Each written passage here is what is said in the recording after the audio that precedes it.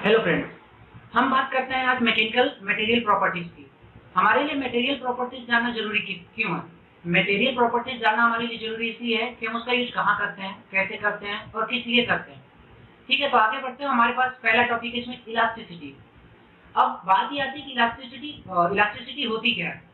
अगर हम किसी मटेरियल पर फोर्स लगा रहे हैं या फिर कोई लोड लगा रहे हैं और वो मटेरियल अपना जो शेप है वो चेंज कर ले रही है, बट हम उस लोड को वहां से जैसे ही हटाते हैं वो अपना ओरिजिनल शेप को क्या करती है, वापस से रिगेन कर लेती है। तो वो उस मटेरियल की प्रॉपर्टीज क्या कहलाएगी? इलास्टिसिटी। ठीक है, अगर हमने घर में सुना होगा क्या बोलते हैं कि इलास्टिक खत्म हो गया, नया इलास्टिक डाल दो, तो उसमें क्या होती है कि उसकी इलास्टिसिटी खत्म हो जाती है, तो वो हो गया इलास्टिक। ठीक है, अगर हम सिंपल वे में समझे तो हमारे पास एक रबड़ है। ठीक है, हम इससे समझते हैं, आपको और सिंपल होगा। ये रबड़ है, मैंने इस पे क्या किया, लोड लगाया। ये लोड लगाया, इसने अपना क्या शेप किया, चेंज कर लिया। बट हम इस पे से लोड जैसे ही हटाते हैं, ये देखिए, तो इसने क्या किया, अपने शेप को वापस से रिगेन कर लिया लोड हटाने के बाद। तो ये क्या होगा इस मटेरियल की? इलास्टिसिटी। और अगर आपको एक और एग्जांपल देके समझाऊं तो स्प्रिंग हो गई। स्प्रिंग को हम लोग प्रेस करते हैं दोनों तरफ से, टेंस होता है वो, बट उस पर हम जैसे उसको छोड़ते हैं क्या होता है, वो वापस से अपनी शेप को रिगेन कर लेती है। तो इस मटेरियल की क्या हो गई प्रॉपर्टीज? इलास्टिसिटी। एग्जाम में क्वेश्चन भी आता है कि स्टील और रबड़ में सबसे ज्यादा इलास्टिक कौन है। तो बहुत से स्टूडेंट होते हैं कि रबड़ में मान देते हैं कि रबड़ तो होता है, नहीं, ये चीज यहाँ पे गलत हो जाए। क्यों? क्योंकि जो रबड़ का इलास्टिक पॉइंट होता है बहुत ही कम होता है। क्योंकि अगर हम रबड़ को अगर हम यहाँ से खींचते हैं और थोड़ा और खींचते हैं तो ये क्या होगा, यहाँ से ब्रेक हो जाएगा। ठीक है, और वापस ये अपनी शेप को रिगेन नहीं कर पाएगा अगर हम इससे ज्यादा इसको खींच दिए तो।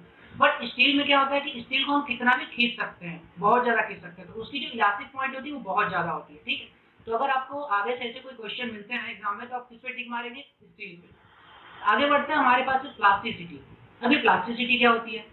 इलास्टिक में क्या था कि हम लोड लगा रहे थे, शेप चेंज हो रही थी, लोड हटा रहे थे, वापस वो अपनी ओरिजिनल शेप को रिगेन कर ले रही थी। बट प्लास्टिसिटी में थोड़ा सा चेंज होगा। हम यहाँ पे लोड लगाएंगे किसी मटेरियल पर, वो अपना शेप चेंज कर लेगी, उसके अंदर डिफॉर्मेशन हो जाएगा।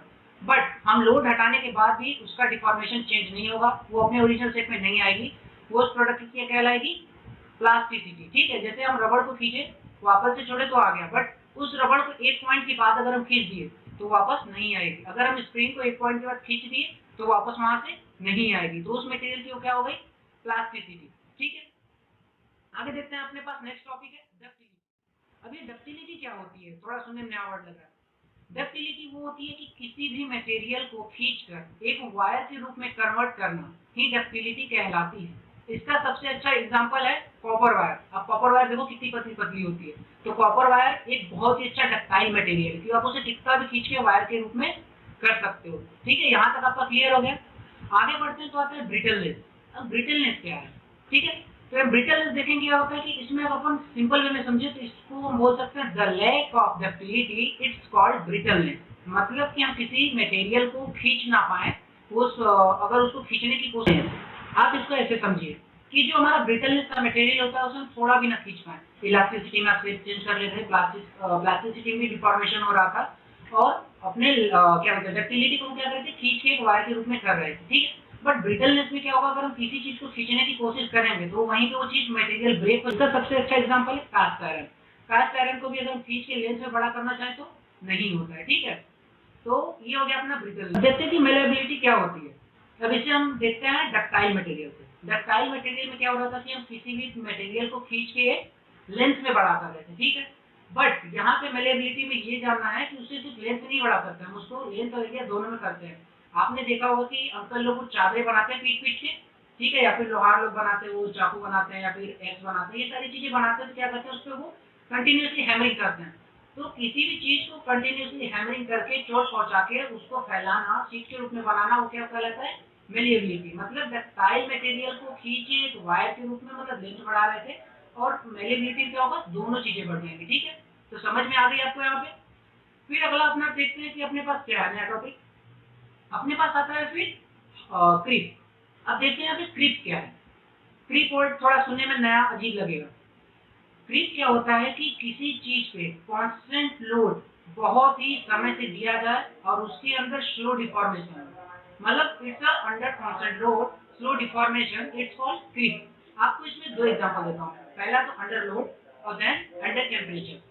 तो अंडर लोड में देखते हैं क्या होता है। अंडर लोड में आती है पुरानी बिल्डिंग है, अपन देखते हैं कि घूमने जाते हैं तो धरोहर रहती है तो खंडहर जिसे हम बोलते हैं।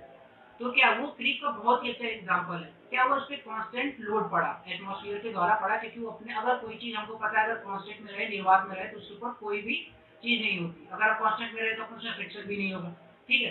तो उसके ऊपर कांस्टेंट लोड 20 साल, 25 साल, 30 साल, 60 साल से उसके ऊपर कांस्टेंट लोड पड़ते गया, ठीक है। उसके बाद क्या, वो धीरे धीरे खंडर होती गई। तो ये हो गया under constant load slow deformation हुई इसमें। इसमें ये नहीं कि इमीडिएटली हो गई 10 साल, 20 साल, 25 साल में हुई, ठीक है। तो ये हो गया अंडर लोड में क्रीप। अब इसको टेम्परेचर से समझते हैं कैसे होता है। अंडर टेम्परेचर इसका सबसे अच्छा एग्जांपल होगा स्टीम टरबाइन। स्टीम टरबाइन में क्या होता है, तो उसमें हाई टेम्परेचर से उसके वेंट्स पे जो होता है फोर्स पड़ता है। वो जो पड़ते रहते तो उसमें अपन देखते हैं कि ब्लेड खराब होने लगती है, ठीक है। तो उसमें क्या होता है, हाई टेम्परेचर, उसमें भी स्लो डिफॉर्मेशन होता है। ये नहीं होता कि 1 साल 2 साल में हो गया, उसमें भी धीरे धीरे, क्योंकि टरबाइन जल्दी खुलती नहीं। आप देखते होंगे कि जो टरबाइन है वो कंपनियां जल्दी शट डाउन नहीं होती, ठीक है, तो बहुत साल में होती है। उसमें भी क्या होगा, स्लो डिफॉर्मेशन, उसमें चोट लग रही है स्टीम टरबाइन की बहुत ही ज्यादा फोर्स है, ठीक है। तो यहाँ तक का टॉपिक क्लियर हो गया। आगे चलते हैं तो अपने पास आता है हार्डनेस। हम यहाँ पे हार्डनेस और टफनेस दो वर्ड आते हैं, इनको हम साथ में समझेंगे ताकि आपका डिफरेंस क्लियर हो जाए। हार्डनेस और टफनेस जो होता है थोड़ा चेंज होता है। लोग सिमिलर सोचते हैं कि हार्डनेस बोलो या टफनेस बोलो सेम है, नहीं, वो थोड़ा चेंज है। तो अभी मैं इन दोनों टॉपिक को साथ लेके चलूंगा ताकि आपका पूरा क्या हो ना क्लियर हो जाए कि हार्डनेस क्या होता है और टफनेस क्या होता है। पहले हम हार्डनेस जानेंगे। हार्डनेस वो चीज होती है, आपको सिंपल में बोलूं जैसे स्क्रैच बुक। अब मेरा ये हाथ हो गया, मैं ये नेल से इससे चला रहा हूँ, ठीक है, इससे क्या हो रहा है, स्क्रैच आ रही नहीं, तो ये क्या हो गया, मेरा हार्ड है। हमको पता है ये हार्ड है, बट क्या है, बहुत ही कम हार्ड है। तो इसमें सुई तो क्या हो जाएगा, ये पिन हो जाएगा, ठीक है। तो ये बहुत ही कम हार्ड है। अब दूसरा चीज क्या होता है, जैसे अपने कांच का अपने घर में मिरर्स हो गए, मिरर पे क्या होता है, स्क्रैच करना नहीं होता है। मिरर से भी करते हैं तो बहुत रेयर केस में होगा कि उस पर स्क्रैच आएगा, ठीक है। तो वो क्या हुआ कि स्क्रैच प्रूफ हो गया, बट ये ब्रेक हो जाती है। अगर कोई भी मटेरियल हार्ड है तो वो स्क्रैच प्रूफ रहेगी, बट वो क्या अभी हार्ड हो जाएगी। अब बट ये अपनी टफनेस क्या हो सकती है, टफनेस का सबसे अच्छा एग्जांपल है अपने कार के विंडशील्ड। वो हार्ड नहीं होते, वो क्या बनाए जाते हैं, अपने को टफ चाहिए वो। अगर हार्ड होंगे तो ब्रेक हो जाएंगे, जैसा मैंने अभी बताया, ठीक है। दूसरा हम बनाते हैं टफ। अगर आपकी कार खड़ी कहीं जा रही है, अगर वो आपका विंडशील्ड हार्ड है, कोई बॉल आई आके लग गई, तो वो क्या होगा, तुरंत ही ब्रेक हो जाएगा, इसलिए, ठीक है। तो हमें विंडशील्ड क्या होता है, टफ चाहिए, हार्ड नहीं चाहिए। तो ये चीज समझ में आ गई कि हार्डनेस क्या होता है और टफनेस क्या होता है। हार्डनेस वो होती है जो स्क्रैच प्रूफ रहती है और वो ब्रेक हो जाती है, बट टफनेस क्या होता है कि वो ब्रेक नहीं होती है अगर वो शॉक को इमीडिएटली शॉक को एब्जॉर्ब कर ले। जैसे हम बोले पिन पॉइंट शॉक, ये अपन कील पे मारते हैं, पिन पॉइंट शॉक करते हैं। कील पे अगर आप हैमर मारिए तो उससे थोड़ी देर के लिए फोर्स लगता है ना, लेकिन वो चीज अंदर घुस जाती है। उसी तरह अगर आपके विंडशील्ड पे बॉल आके लगी, वो थोड़ी देर का शॉक है, बट क्या होगा, वो ब्रेक कर देगी, मटेरियल आपका हार्ड है। तो वो हमें विंडशील्ड क्या होती है, टफ चाहिए होती है।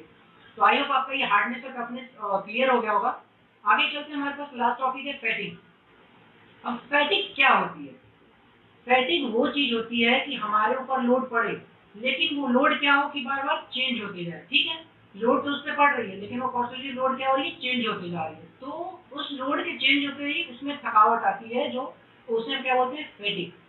जैसे कि अगर कोई मशीन बनती है तो उसमें क्या होता है, उसमें उसकी एक एज निर्धारित की जाती है, 20 साल, 25 साल, 30 साल। उसके बाद क्या होती है, उसमें वाइब्रेशन आ जाती है, नहीं चलती है, तो उसको क्या बोलते हैं, फैटिग आ गया, उसमें थकावट आ गई कि मशीन उसके बाद अब चल नहीं पाती, तो वो क्या कहलाती है, फैटिग। अगर उसको और सिंपल वे में मैं आपको बताऊं तो जैसे हम इंसान होते हैं, हम दिन भर काम करते हैं, हम अलग अलग काम करते हैं, तो हमारे ऊपर अलग अलग लोड लगता है, हम घर जाके क्या बोलते हैं, थकावट हो गई, तो वो क्या चीज है, वही है फैटिग, ठीक है। आपको यहाँ तक समझ में आ गया।